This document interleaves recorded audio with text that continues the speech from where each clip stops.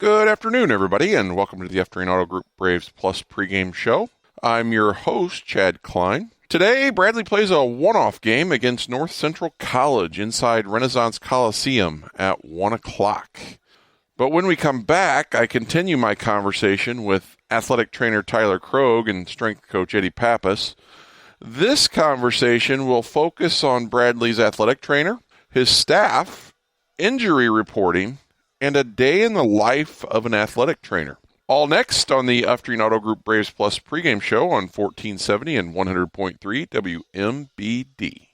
We're back on the F-Train Auto Group Braves Plus pregame show on 1470 and 100.3 WMBD.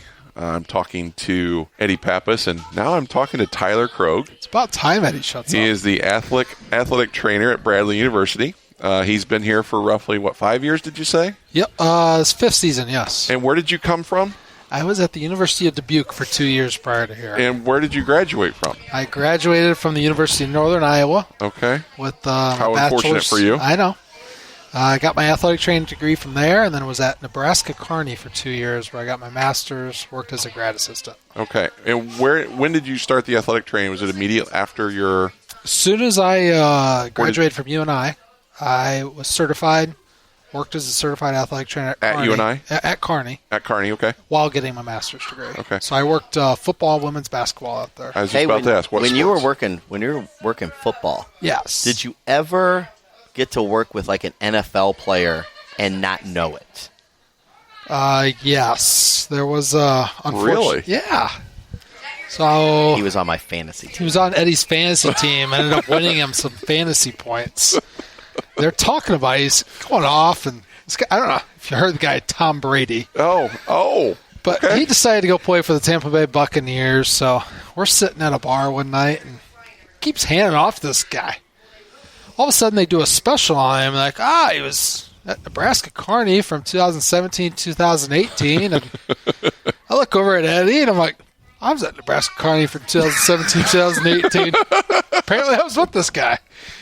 So, What sports do you cover at Bradley University? yes, I cover just specifically men's basketball. That's it? That is it. And then I oversee the staff. We have a staff of 6 Okay. who helps me out with all of our So other you sports. actually have more important role than what Eddie does in the strength and conditioning role. You actually have more people to I have more people. to deal with. Oh, absolutely. Yes. Yeah, we have a staff of 6. So I got Catherine. She works volleyball, tennis. Okay. I got Delaney, who works women's basketball. I've got Paige, who works cross-country track and field, which is a very large roster, so she just specifically with them. Okay. Taylor works baseball. I got Jacob, who works men's golf and softball. And then my right-hand man and our head athletic trainer, Mark Colston, he covers women's golf, men's soccer, and then he handles our insurance. So that's a big help. I don't think... He handles your insurance. Yes. So... Insurance for the department. Yes. So Okay, we gotcha. deal with... For the athletes. for the athletes. Gotcha. For the Okay. athletes. So we deal with all the medical stuff, right? So anytime an athlete gets hurt, we got to go to the doctor. Interesting. That includes medical costs. So in other words, if I'm a student athlete at Bradley University, I'm not you're still under your parents' policy, health insurance-wise. Yes. Is it separate? So the way it thing- works, yep. So we require all of our student athletes to have primary health insurance. Okay. Yes, 99% of them fall under their parents. Sure. The other categories are internationals, so we have a policy that they have to purchase for that. Mm-hmm. Or those that are not under their parents anymore, they have to purchase their own primary insurance. Okay. And then we, as a university, purchase a secondary insurance policy. Okay. So say you're playing basketball, you tweak an ankle, and we need to go get an x-ray. Sure. It goes through your primary insurance first, and then our secondary absorbs that. So what Mark does is a huge help. He tracks all of that, makes sure the bills are paid on time, all that kind of stuff. Wow. Yes. It's a very timely process. I would have never thought about that. Oof. Okay. It's a process. So what does a day in the life of Tyler Krogh look like as athletic trainer for Bradley? Your head athletic trainer, basically. Well, yeah. Or director of whatever the I whatever. hate titles, but yeah. So I oversee the the program, and then Mark's our second kind of lead. He's my right-hand man. Okay. And then everyone else. Day in the life, I guess just... like when I was talking to Eddie about strength and conditioning, it was like a board and you're trying to work and coordinate. Is it similar for athletic training? Similar, but we're more independent. So I kind of let our staff's in and out. So, because they have to be at practices, they have to be at weightlifting. So we have a lot of sports that practice off campus. Okay. So say soccer, for example. They might practice 5 to 7 p.m. out at Louisville Slugger here in the middle of January. Sure. So I'm not having Mark come in at 8 a.m. Right. He's taking all afternoon, so I'm in the training room kind of working on computer stuff while he's taking an afternoon off, or mid-morning off. So life and me is kind of just in the office in the morning doing computer work. I specifically work with basketball, so guys will trickle in between classes, treatments, rehabs, all that kind of stuff. When we come back, I continue my conversation with Eddie Pappas and Tyler Krogh on the Uftreen Auto Group Braves Plus pregame show on 1470 and 100.3 WMBD. This is the Uftreen Auto Group Braves Plus pregame show on 1470 and 100.3 WMBD. I'm talking to Tyler Krogh, head athletic trainer of Bradley University. How does an injury get reported to you? I mean, obviously you mentioned that most injuries happen at practices. Is there a trainer at every practice? Yes, I am at every practice, every weightlifting session, every. And that goes for every sport. Is covered that way. Most. Like our cross countries, they go out and run on trails for miles. So there's people. You mean they're not biking along with? They're not. No. Yeah. Should be a requirement, though. I might tell my staff. Yeah, you did say they were hard working. Yeah, I did say they were hard. Yeah, you know what? They need to work harder, don't they? Maybe that's their punishment when they don't do their work. Yeah. Is there a process when an injury, say, happens away from campus or happens while they're at home, a student athlete?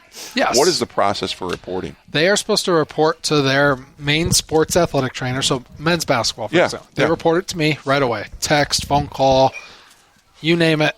And then we go from there. When they get back on campus, I evaluate if it's something I think needs to be elevated to our team doc. I let him know. I schedule that appointment, and we go from there. Yeah. Most injuries for men's basketball happen while I'm sitting there. Sure. So I typically see most things that happen. Today's a game day, right? So today's an off day, recovery day. Guys come in today, a couple tweaks here and there. They report that to me. I evaluate it, and then, like I said, move it on up if it needs to go see a doc or whatever. So as head athletic trainer, do you hear about every sport injury from every injury from every different sport? Yes. So our staff coordinate from there. We send out. We have a policy that we send out injury reports. So for every sport, at least once a week. Okay. And then my staff does report to me on higher, risk injuries. They report to me. They come, kind of give me a report. Hey, this is what I think's going on. Doc's looking at them on X date. If we have imaging, this is what the results were. So, yes, I get updated on every single athlete. Is it an environment similar to a doctor's office or a hospital where you guys coordinate and talk to each other or discuss what the treatment should be?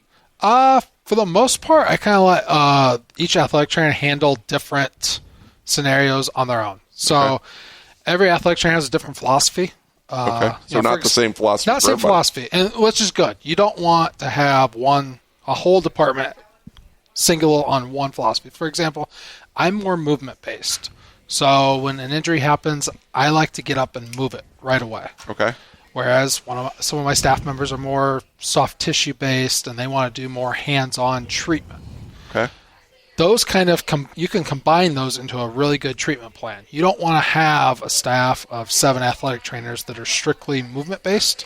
You want to be able to see the whole scope of the injury, whole scope of the rehab plan, and kind of pick parts from that. So basically what you're saying is the strength of the athletic training program is the ability to have different ways of treating. 1,000%, yes. Okay. Yes. So much like strength and conditioning, you have different people that have different philosophies, but they can be coordinated.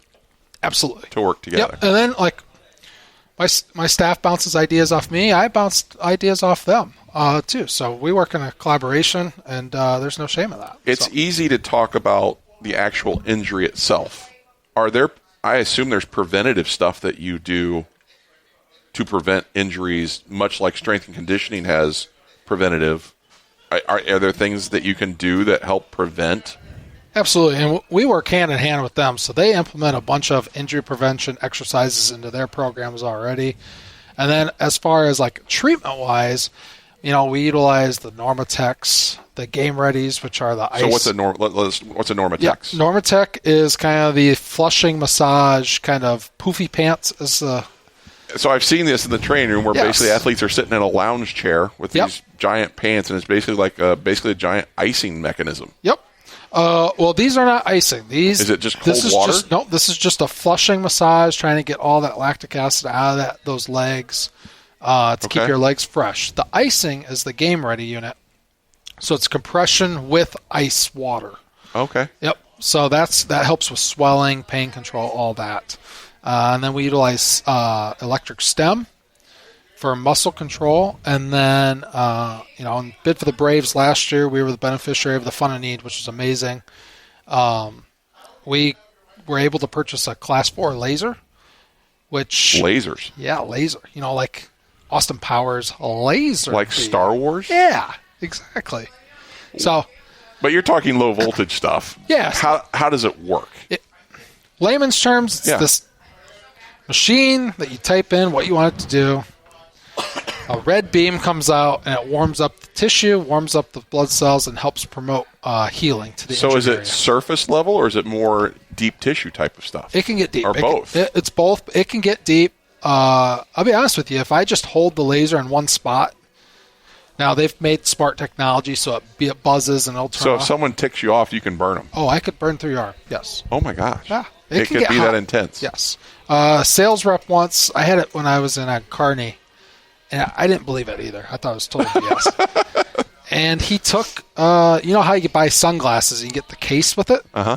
He took the laser, just pointed on the case, held it, same spot, maybe 12 seconds, burned a hole straight through the case. Wow. I was amazed. Unbelievable. Yeah, so it does get warm. When we come back, I continue my conversation with Eddie Pappas and Tyler Krogh on the Uftreen Auto Group Braves Plus pregame show on 1470 and 100.3 WMBD.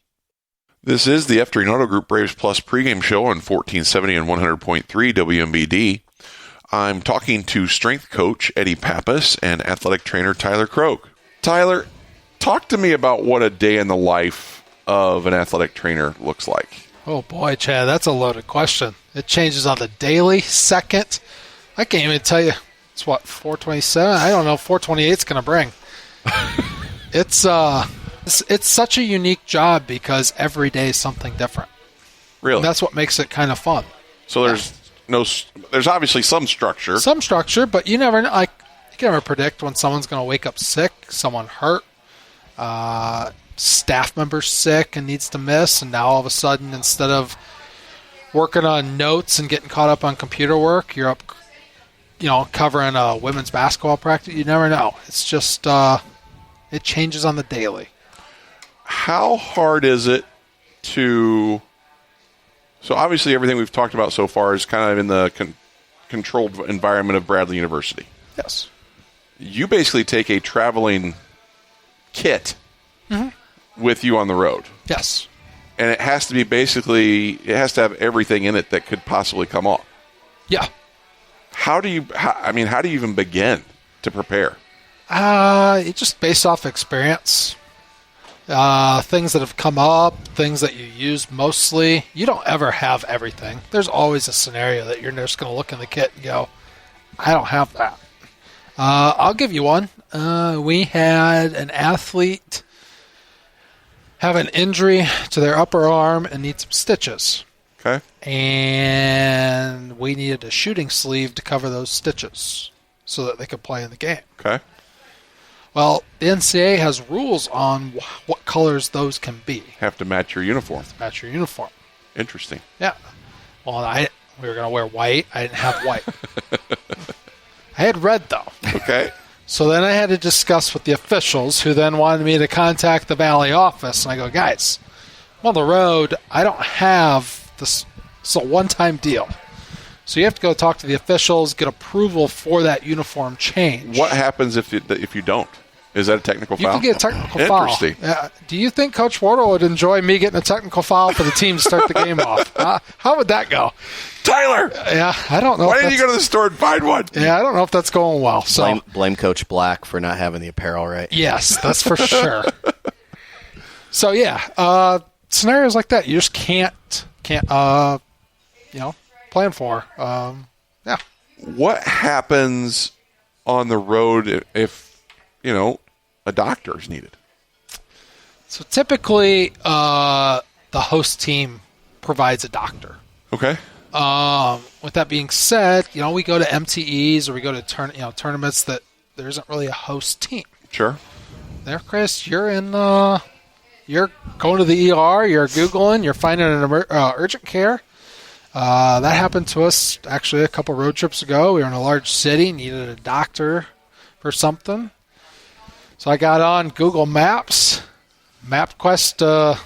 I'm starting to show my age if I just use MapQuest. MapQuest. Does that even exist anymore? This isn't good. I'm not even that old. My dad, Frank, would be proud I used MapQuest. But no, find an Are you urgent on care. MySpace too? Yes, I am. Oh, but where were we even talking about? Doctors. I had to find an Uber. Yes. So we went to this urgent care. And we get there, we start to check in, and they were short-staffed and couldn't help us. They were at their patient load for the day. Oh, wow. So they sent us to this other urgent care. Well, that urgent care happened to be county-owned and only accepted a certain insurance. Uh-huh. Well, we were out of state, so clearly didn't have that insurance. Okay. They were connected, however, to a hospital. Like, we'll go to the ER. Yeah, you're not going to want to use our ER. We're actually a level 4 trauma center, and you won't be seen you might not be seen until tomorrow with what you got going on. Okay. So we Ubered to a third ER, sat there for 3 hours, finally got helped, and got back to our hotel. So, in other words, on the road can be a challenge. On the road can be, yeah, absolutely. I'm not even throwing in the fact that sometimes we go international. we won't even go there. I don't think insurance goes overseas, right? No. Does the secondary, we talked about insurance, secondary falls into that. Yes. Insurance, okay. So it's not just doctors that are needed. Sometimes athletes need rehab. How do you find, or are there ways that you go through rehab with athletes on the road? Absolutely. So there's two parts of rehab, what I consider. There's the exercise rehab, and then there's the modality rehab. Modality is the feel good. Are we working swelling out, get range of motion back? Exercise is we're starting to move into that return to sport area. That's where my counterpart over here is sitting here. We work together on that. Okay. So we have to coordinate kind of when we could get the athletes. First off, what's the hotel got? Okay. For a workout So we're facility. just talking like the workout facility area? What kind of equipment are we working with? Okay. And what do we take? What does the hotel look like? Yes. What's the options we have? Where are we at in our rehab? So are hotels ever picked based upon like workout? No. You're just kind of dealt a hand. You have to. No. You play what you got. Yeah. You play what you got. Okay. Yeah. So it's big if we can get a good hotel. Sure. Yes. Or a good fitness center hotel, or we're close to the arena. Close to the arena. Okay. I'm trying to think. We had one athlete, I believe, we rushed to a practice gym to get a workout in because it was necessary for return to play protocol to make him eligible for the game. This is the Eftreen Auto Group Braves Plus pregame show on 1470 and 100.3 WMBD. It's the Eftreen Auto Group Braves Plus pregame show on 1470 and 100.3 WMBD. And this is By the Numbers. Last time out, Bradley faced the Northern Illinois Huskies, who came in 3-5 on the season. Northern Illinois played a unique one-on-one style of offense, which took a lot of wild and contested shots. Now, it did take Bradley a few minutes to adjust to this dribble-heavy offense, and Northern Illinois would jump out to the early lead 9-5 at the first media timeout. However, from that point on, Bradley really took over the game, going on a 21-4 run over the next 8 minutes, giving them a 26-13 lead at the 8:43 mark of the first half. That run was led by Alex Hubricks, who would knock down a couple threes, scoring 10 of his 16 points in the first half. Now, the one area that Bradley struggled with and has struggled with periodically this season was rebounding.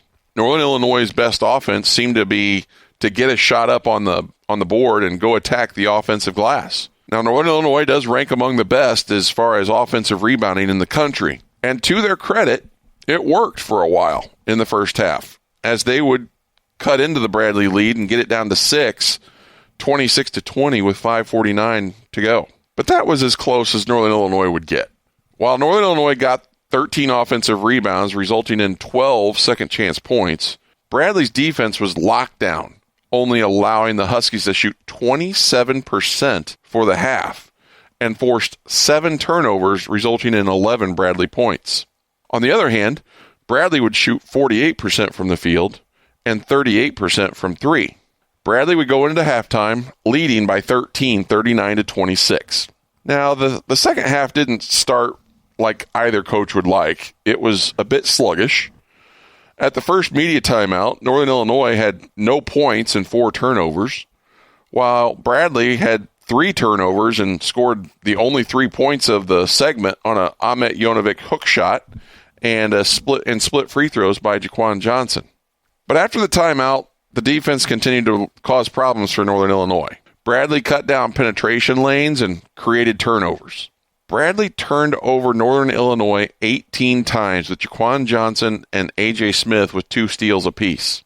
Jaquan Johnson also found success offensively getting into the lane and getting fouled, scoring 13 of his game-high 21 points in the second half. Alex Hubricks added 16 points, knocking down 4 of 7 from 3, and led Bradley in rebounding with 8. A.J. Smith was the third Brave in double figures with 10 points. Bradley would shoot 51% from the field, 38% from 3, and 79% from the free throw line, getting there 19 times. It was an offensive performance by the Braves. And to boot, Bradley was able to empty the bench and get everyone playing time. Bradley would win easily, 84-55, and improve their record to 6-4. Next, Bradley faces Division III North Central College as a tune-up game at Renaissance Coliseum with a 105 tip-off. Bradley will again be heavily favored, but this is an opportunity to shake off the rust after a week of semester-ending finals for the Braves. North Central is led by number 30, Alejandro Diaz, who averages 12.5 points a game and almost 7 rebounds and 5 assists. But the key to this game will really not be about North Central. It will be about getting the guys reps and make sure everyone stays healthy before Bradley starts its conference season at Indiana State on Thursday. Up next, Dave Snell has Braves insight before tonight's matchup against North Central College. This is the Efterine Auto Group Braves Plus pregame show on 1470 and 100.3 WMBD.